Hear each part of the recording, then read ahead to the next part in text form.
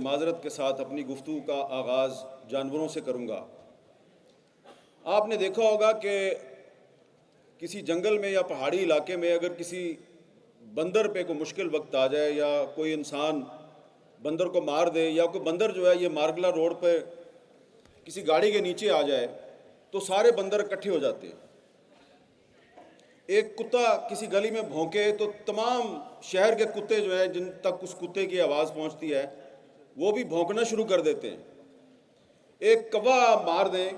دیہاتی علاقوں میں کسان اگر ایک کوا مار دیں تو تمام کوے جو ہیں وہ کائیں کائیں کرتے ہوئے اس کسان کی جان کو عذاب میں ڈال دیتے ہیں۔ لیکن آپ دیکھیں کہ 2 مہینے سے فلسطینیوں کو مار پڑ رہی ہے، ان کو شہید کیا جا رہا ہے، ان کے ہزاروں بچے جو ہیں ان کو شہید کر دیا گیا ہے، تو ان تک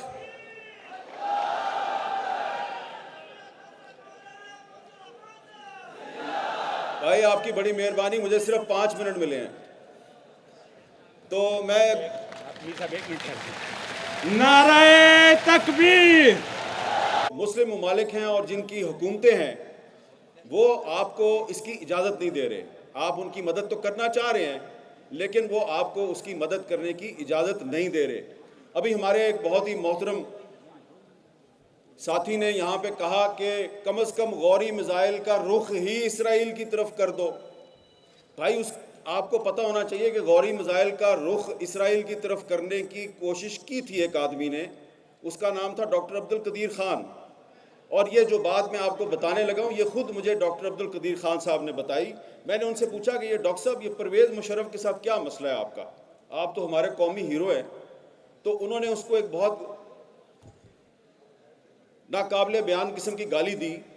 اور کہا کہ میں نے جب غوری میزائل کی رینج جو ہے وہ 5000 کلومیٹر کرنے کی کوشش شروع کی اور پروجیکٹ کے لیے جب میں نے ان سے فنڈز مانگے تو انہوں نے کہا اچھا اس کا مطلب ہے تم اسرائیل کو ٹارگٹ کرنا چاہتے ہو، تو ہمارا تو دشمن انڈیا ہے، تو یہ 1500 یا زیادہ سے زیادہ 2000 کلومیٹر سے آگے تم نہیں جا سکتے۔ تو حضور بات تو کرنا بڑا آسان ہے کہ غوری میزائل کا رخ اسرائیل کی طرف کر دو، لیکن جس نے کرنے کی کوشش کی اس کو تو آپ نے عبرت کی مثال بنا دیا۔ یہ بات میں اس لیے کر رہا ہوں یہاں پہ کہ اس وقت بھی مولانا فضل الرحمان صاحب اور سراج الحق صاحب کو پتہ ہے کہ اس وقت بھی پاکستان میں وہ لوگ موجود ہیں کہ جو اوپر سے تو مذمت کر رہے ہیں اسرائیلی بمباری کی، لیکن اندر سے ان کا دل جو ہے وہ کہیں اور ہے۔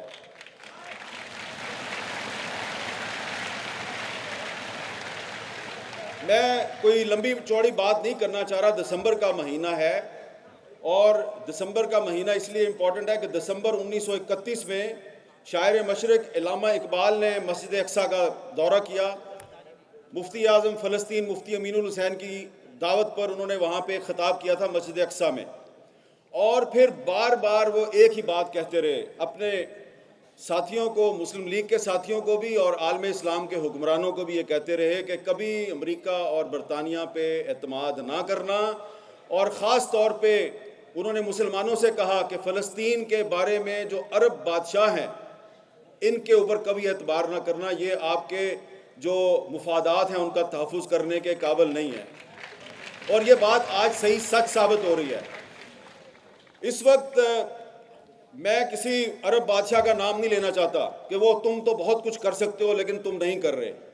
ہم بہت سے عرب بادشاہوں کے نام لے سکتے ہیں جو صرف زبانی بیانات تو جاری کر رہے ہیں لیکن عملی طور پہ انہوں نے کوئی مدد نہیں کی فلسطینیوں کی۔ ہمیں سب سے پہلے اپنے گھر کا جائزہ لینا چاہیے کہ آپ کے اپنے گھر میں کیا ہو رہا ہے۔ اب آپ یہاں پہ اتنا بڑا آپ نے اجتماع کیا ہے، یہاں پہ آپ اچھی اچھی تقریریں ہوں گی، قراردادیں منظور ہوں گی، لیکن آج پاکستان کی جو اس وقت موجودہ حکومت ہے اس سے یہ پوچھنے کی ضرورت ہے کہ آپ بار بار جو یہ کہتے ہیں کہ مسئلہ فلسطین کا حل 2 اسٹیٹ سلوشن ہے، 2 ریاستی فارمولہ، تو یہ پاکستان کی کون سی پارلیمنٹ نے یہ فیصلہ کیا؟ کہاں پہ یہ فیصلہ ہوا کہ 2 ریاستی سلوشن جو ہے وہ مسئلہ فلسطین کا حل ہے؟ اور کیا یہ ہمارے نگران وزیر اعظم صاحب جنہوں نے 2 اسٹیٹ سلوشن کی بات سب سے پہلے کی، مطلب پتہ ہے آپ کو 2 اسٹیٹ سلوشن کا مطلب کیا ہے؟ مطلب یہ ہے کہ 2 اسٹیٹ سلوشن کا مطلب یہ ہے کہ جی آپ اسرائیل کا جو وجود ہے اس کو تسلیم کر لیں اور اسرائیل کو بھی تسلیم کر لیں، اور یہ جو غزہ اور دریائے اردن کا جو مغربی کنارہ ہے اس طرف جو فلسطین ہے یہاں پہ ایک فلسطینی ریاست قائم کر دیں۔ تو یہ 2 اسٹیٹ سلوشن ہے۔ اب میں اس 2 اسٹیٹ سلوشن کو کیوں مسترد کرتا ہوں، میں اس کے کیوں خلاف ہوں؟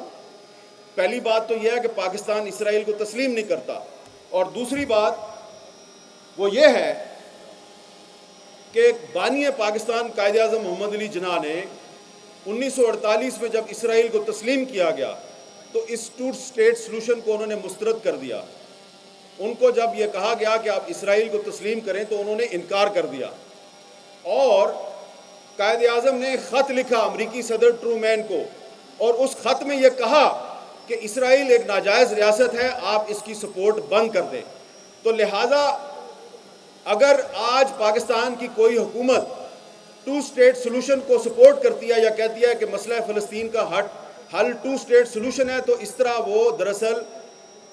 اسرائیل کو تسلیم کرنے کی بات کر رہی ہے، اور ہم اس کو تسلیم نہیں کرتے۔ ہم سمجھتے ہیں کہ اسرائیل دراصل فلسطین ہے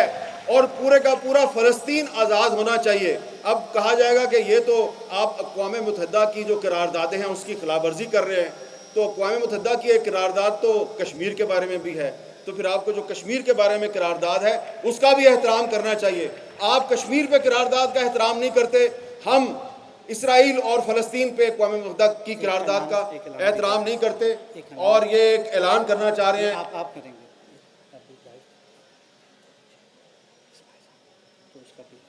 ٹھیک 2 بجے، اور یہ بھی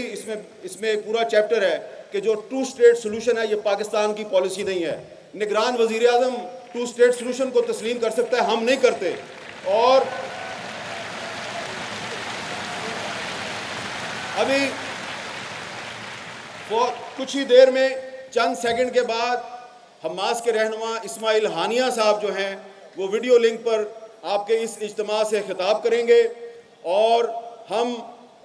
ان کو یقین دلاتے ہیں، تمام یہاں پہ جو موجود علماء کرام اور لیڈرشپ ہے، اور آپ کی طرف سے ہم ان کو یقین دلاتے ہیں کہ آپ ایک چٹان کی طرح اسرائیل کے سامنے کھڑے ہیں، اور ہم بھی آپ کے ساتھ کھڑے ہیں۔ اور اسماعیل ہانیہ صاحب جو ہیں وہ